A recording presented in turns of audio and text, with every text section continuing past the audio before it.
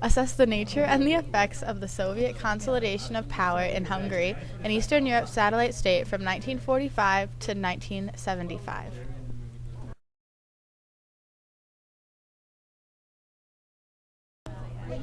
The Hungarian Communist Party never did win an election, but they gained control due to the presence of Soviet troops and their holdover government posts.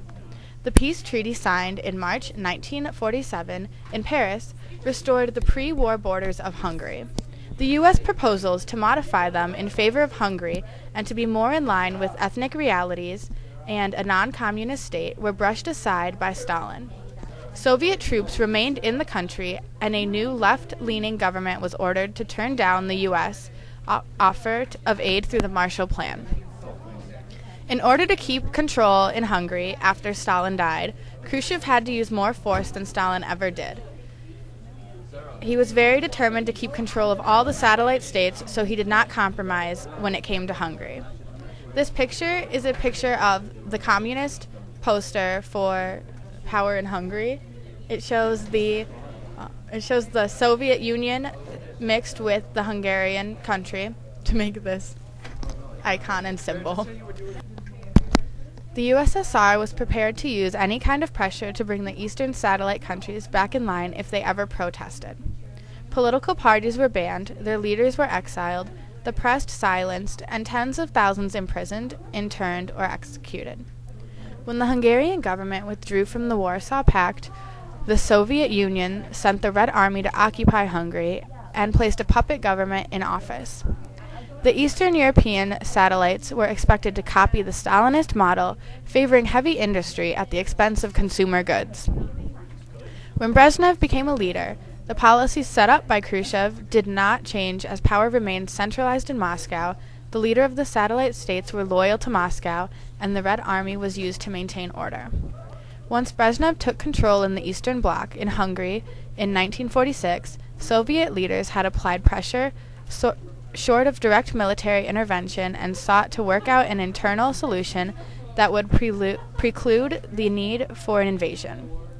In each case, Soviet officials viewed military action as a last-ditch effort to be used only if all other alternatives failed.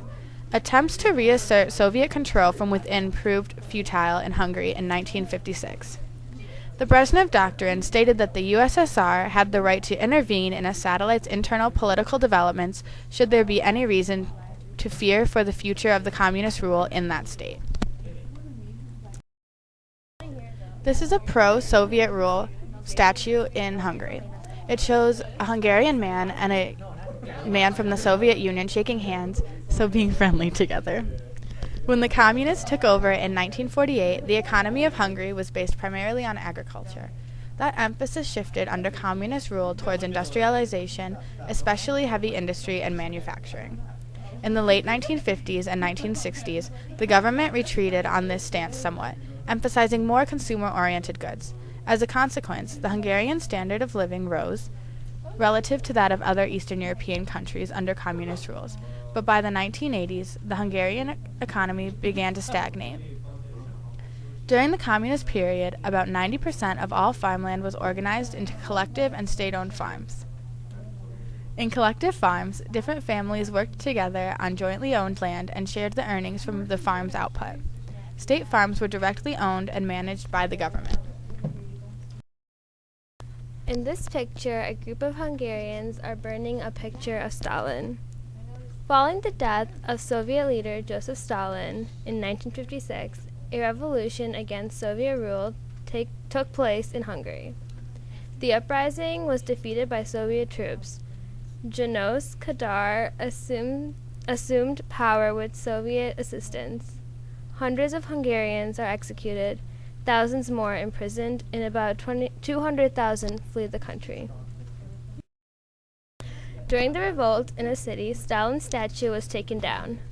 Hungary wanted the UN to help them with the USSR taking over their government, but the USSR vetoed the Security Council resolution, which requested Soviet withdrawal from Hungary. The Hungarian uprising occurred in 1956. It was a failure for the UN because they were looking the other way and focusing on the Middle East rather than Europe at this time. This picture shows Soviet troops taking back control. The Hungarians wanted to overthrow Matyas Rákóczi and put Imre Nagy into the government. Khrushchev was okay with this, but the riots did not stop.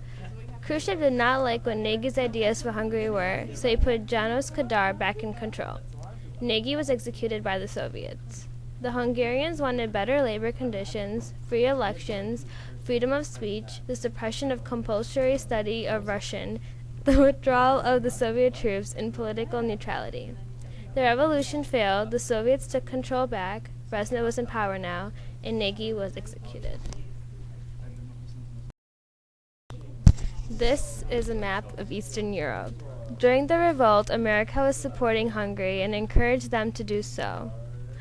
The Radio Free Europe made Hungarians believe they would receive help from America, but America told the Soviet leaders that they would not take any action to help with Nagy in Hungary. During the time the economy shifted in Hungary, the ties to foreign countries increased. They also had the increased debt to foreign countries. Under the communist system, nearly half of Hungary's annual foreign trades were with the Soviet Union and other communist nations of the Council for Mutual Economic Assistance. The Soviet control in Hungary was weakened after the death of Stalin, but Brezhnev managed to take back control of the satellite state. This created struggles for Hungarians not only during this time, but after for their economy and debt.